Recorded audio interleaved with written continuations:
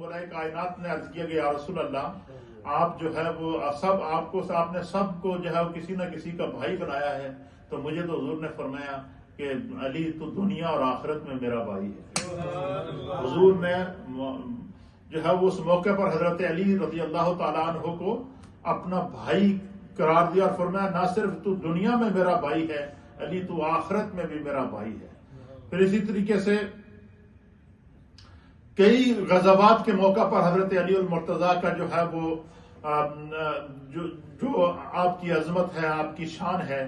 پھر ابن اسحاق نے لکھا ہے کہ صحابہ اکرام کے ہجرت کرنے کے بعد نبی علیہ الصلوۃ والسلام مکہ میں ٹھہرے رہے، پھر مکہ سے جب ہجرت کرنے کے معاملے میں آئے تو پھر مولا کائنات کو چھوڑا، پھر حضرت علی المرتضیٰ بعد میں ہجرت کر کے آئے۔ حضرت علی المرتضیٰ کی والدہ ماجدہ سیدہ فاطمہ بنت اسد، آپ نے بھی ہجرت کی ہے مکے سے مدینے کی طرف، اور آپ کا وصال پھر مدینہ طیبہ کے اندر ہوا، اور نبی علیہ الصلوۃ والسلام نے حضرت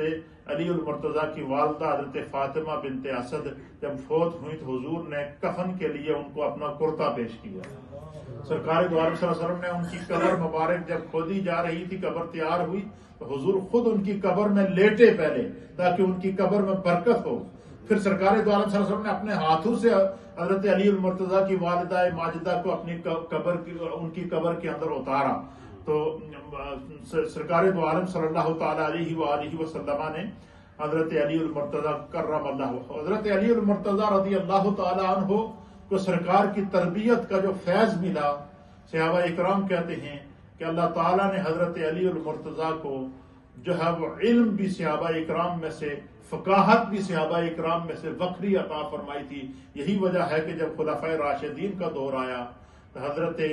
فاروق صدیق اکبر کے دور کے اندر بھی قاضی القضاء کے منصب پر حضرت علی فائز رہے، فاروق اعظم کے دور کے اندر بھی قاضی القضاء کے منصب پر حضرت علی المرتضیٰ فائز رہے، اور وہ صحابہ اکرام کہتے ہیں کہ بعض وہ ایسے مسائل تھے جن کے حل کرنے سے جو ہے وہ ہم لوگ عاجز آ جاتے تھے، اور وہ مسئلہ جب مولا کائنات کے پاس جاتا تو آپ اس کا فوری طور پر حل پیش کر دیتے۔ اسی بنا پر بعض اہل سیر نے آپ کے القاب میں سے ایک لقب تاجدار حل عطا لکھا ہے کہ ہر وہ مسئلہ جس کو حل کرنے سے لوگ قاصر ہو جاتے تھے،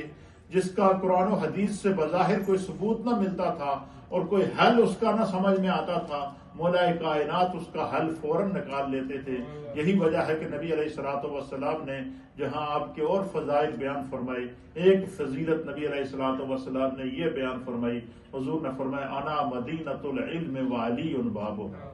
حضور نے فرمایا میں علم کا شہر ہوں اور علی اس کے دروازہ ہے۔ تو اب آپ اندازہ لگائیں کہ سرکار دو عالم صلی اللہ علیہ وسلم نے انہیں علم کا دروازہ قرار دیا ہے، تو اس لیے بڑے سے بڑا کوئی مسئلہ ہوتا تو آپ حضرت علی المرتضیٰ، مثلا روایات کے اندر آتا ہے کہ حضرت علی نے نبی علیہ الصلوۃ والسلام سے بکثرت احادیث روایت کی ہیں۔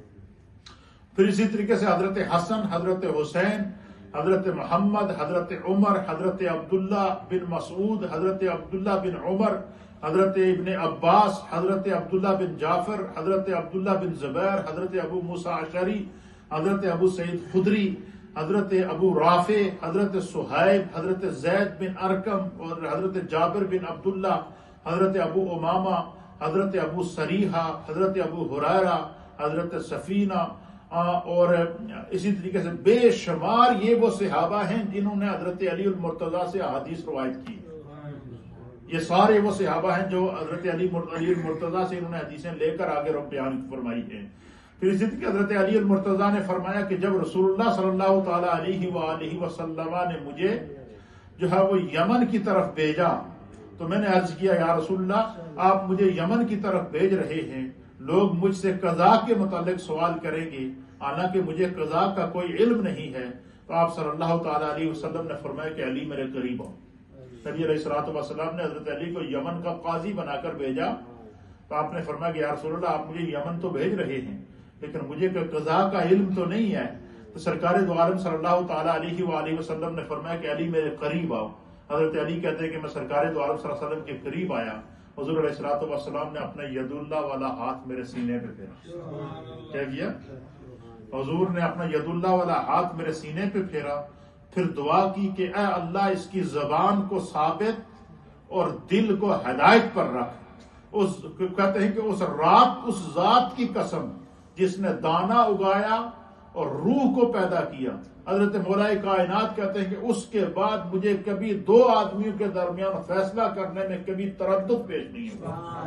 کبھی مشکل پیش نہیں آئی. فرمایا جب سے حضور علیہ الصلوۃ والسلام نے مجھے قریب بلا کر میرے سینے پہ ہاتھ پھیرا اور مجھے علم کی اور فقاہت کی دعا دی ہے، مولا کائنات کہتے ہیں رب کعبہ کی قسم بڑے سے بڑا کوئی مسئلہ بھی کیوں نہ آیا ہو، مشکل سے مشکل مسئلہ بھی کوئی کیوں نہ آیا ہو، جس مسئلہ کو حل کرنے سے دوسرے لوگ عاجز آ جاتے تھے، آپ فرماتے ہیں کہ اللہ تعالیٰ میرے سینے کو اس کے لیے کھول دیتا تھا، میرا دماغ اس کے لیے کشادہ ہو جاتا تھا اور اس مسئلے کا حل فوراً نکل آتا تھا. اسی لیے تو آپ کو مدینۃ العلم کا باب کہتے ہیں.